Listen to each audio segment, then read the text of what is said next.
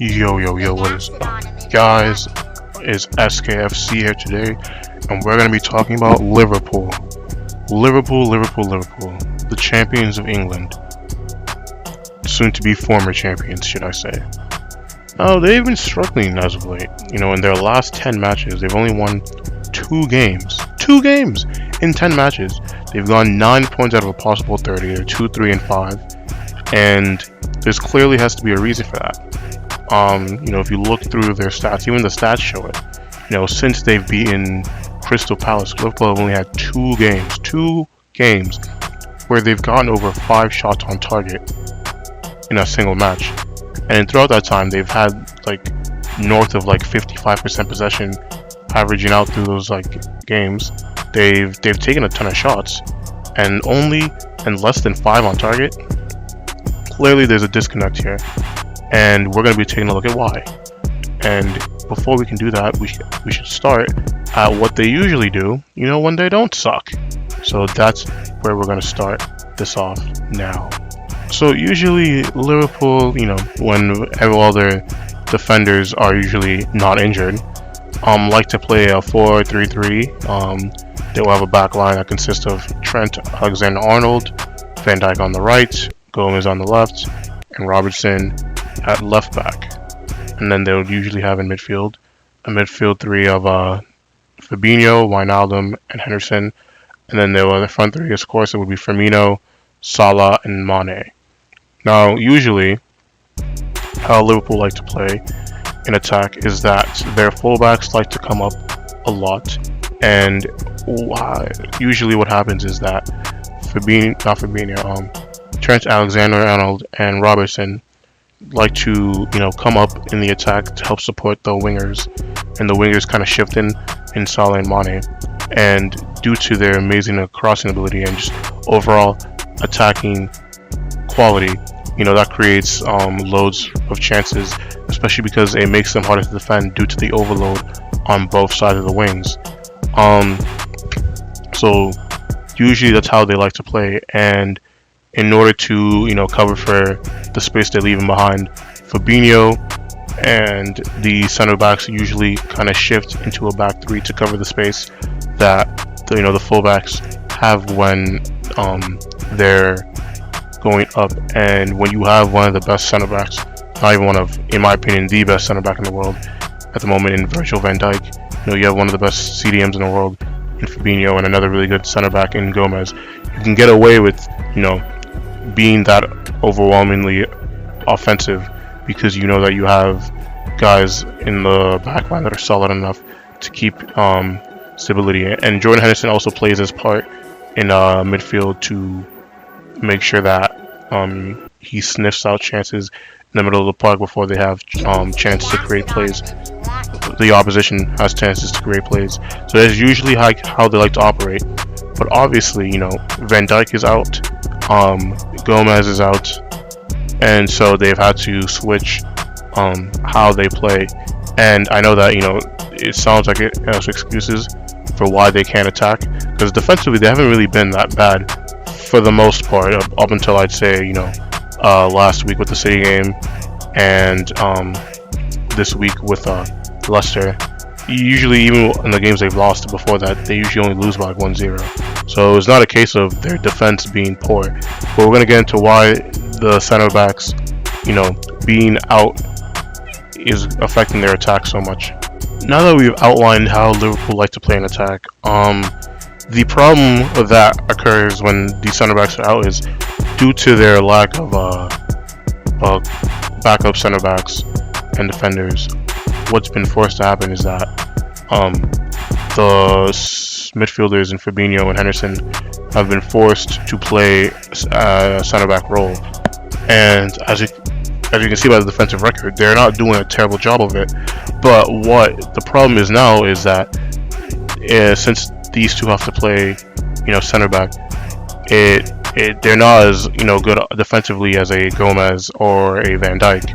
And the problem that creates is that now the fullbacks in Robertson and Trent can't go up as much as they usually can to support the attack, because if they do, they don't have the same quality of last line of defense that they usually would in Gomez and Van Dijk. So they've been forced to play. More, methodically when it comes to how they're going to support the attack and defend. And the problem that this creates is now the wingers in Salah and Mane are now more isolated in the byline, and they're having more trouble getting to the spots they want to get into to score goals. Now, Salah has still been scoring goals throughout this run, but the one criticism I always had of Salah, he's not very good at creating offense. He's a good goal scorer, but he doesn't really create offense in the same way an elite winger, like a Neymar or even his teammate Sadio Mane can for himself. So usually what is going to happen is, like, when you have a problem like this, if you have a winger that's very good at getting on the end of chances, but isn't really good at creating for himself or creating for others, is that he's going to kind of stall your offense a bit. And it's not to say that Salah is bad, because like I said, he's still been scoring goals, but he hasn't. If you're not creating chances for him, he's not the type of player to create a chance for himself. So that's also why they've been having more trouble scoring, and as a team. And another thing to keep in mind is that with the lack of fullback interaction on offense, it emboldens teams to attack Liverpool more, because now they know that they don't have to cover for the extra fullback as hard. So it makes it easier because now the opposition teams are going to naturally just have more players to attack Liverpool, because they don't have to worry about having to double up on trying to cover both Mane and Robertson, or both Salah and Trent in the same attacking sequence. So when you couple all these problems, it makes sense that they have been struggling more to create offense, and even conceding a bit more than usual. And the only thing I would say to that is, and what other doesn't help, is Thiago. And I'm not one of the people that's going to sit here and say that Thiago is the reason why they're losing, because he's definitely not. But the problem with Thiago is that due to everything that's happening, he's more of a tempo dictator type of player. So when the fullbacks aren't going up as much, he's not really going to look to try to create an opportunity. He's there to keep the possession going, and Liverpool have been doing that. I've seen them playing their games throughout this run, and they had 60, 55% possessions, up to as high as 67% possession. They've been keeping possession, but the problem with Thiago and this team, especially as it is right now, is when he loses the ball, he doesn't have the same work rate that everyone else has to get the ball back. So that makes them a little bit not as gritty, in attack or defense. And at the same time, as I outlined earlier, more teams are going to have more players to attack Liverpool now, because they don't have to worry about their fullbacks. So it's going to create even more pressure for the midfielders to have to cover even more attackers. So, and then you don't even have your best, defending and holding midfielders to do that. So, all these problems just kind of create a perfect storm for why Liverpool are struggling the way that they are.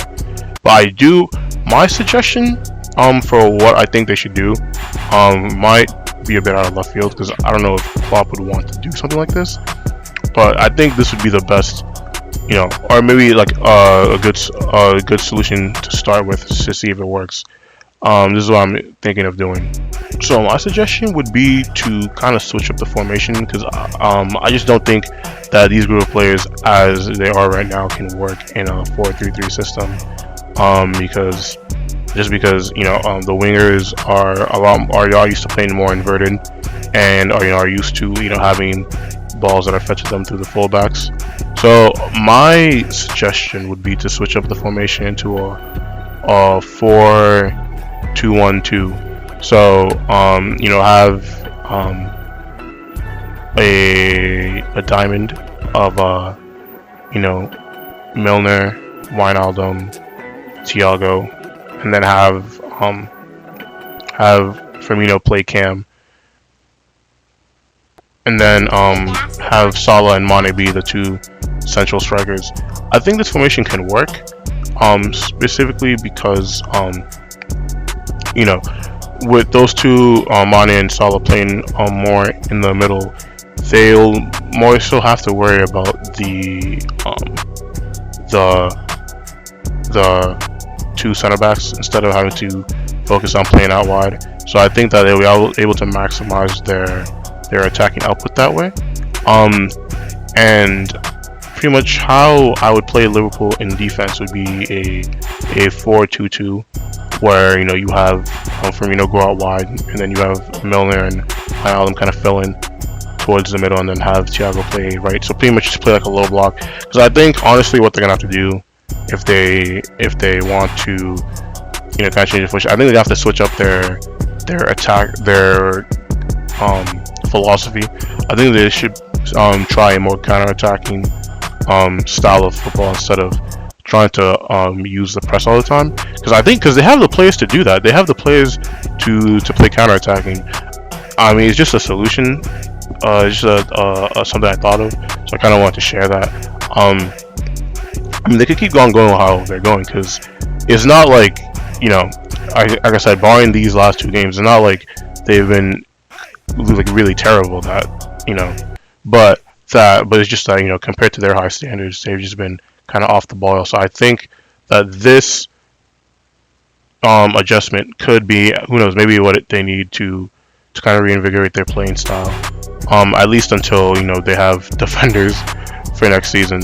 But yeah, so that would be like my solution. And if you guys liked the video, don't forget to subscribe, comment down below what you think is going wrong at Liverpool and how you would fix it, if you were Jurgen Klopp. Or do you just naturally think that they've come to the end of their cycle? Because they've been at this for 3-4 years now. They made the Champions League final in 2018. They got 97 points and won the Champions League in 2019. And then they got like 98 points last year. So who knows, maybe they just reached the natural end of their cycle, because it happens to teams all the time. So do you think it's just that, or do you think that a few adjustments will get them back in winning ways? So like I said, let me know below. Just don't forget to subscribe to the channel, and make sure to have a good day.